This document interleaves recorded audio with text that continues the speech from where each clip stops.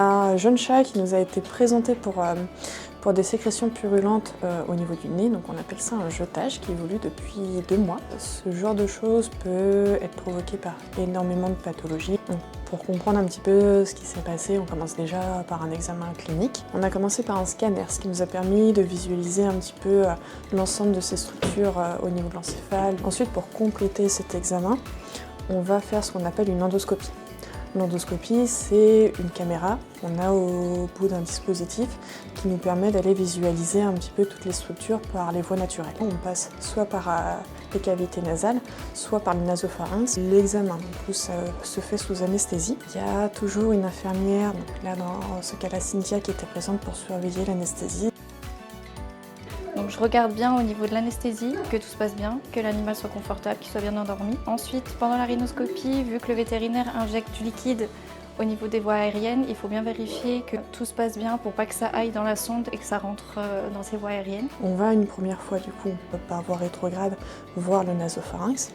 Le but, c'est d'inspecter un petit peu les structures, la muqueuse, rechercher des masses, des corps étrangers ou n'importe quelle autre anomalie. Et ensuite, on va regarder directement les cavités nasales avec un autre type d'endoscope qui est un petit peu plus rigide et qui nous permet de mieux voir les structures sur ce petit chat. On commence généralement par la cavité nasale qui est le moins atteint pour éviter d'avoir un transfert des possibles causes infectieuses d'une cavité à l'autre. Une fois que ça a été fait, on fait généralement des biopsies. Donc on prend des petits morceaux de muqueuse pour réaliser un certain nombre d'examens.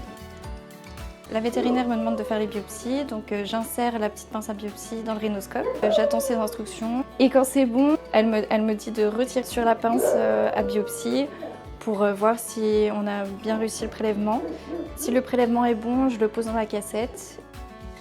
Et à la fin de l'examen, on finit par faire un flush, donc on vient rincer les cavités nasales pour éliminer un petit peu toutes les sécrétions, tous les petits saignements qui ont été présents au moment de l'examen. Quand l'examen est terminé, j'attends que la vétérinaire me dise que c'est bon, qu'on peut le passer en phase de réveil.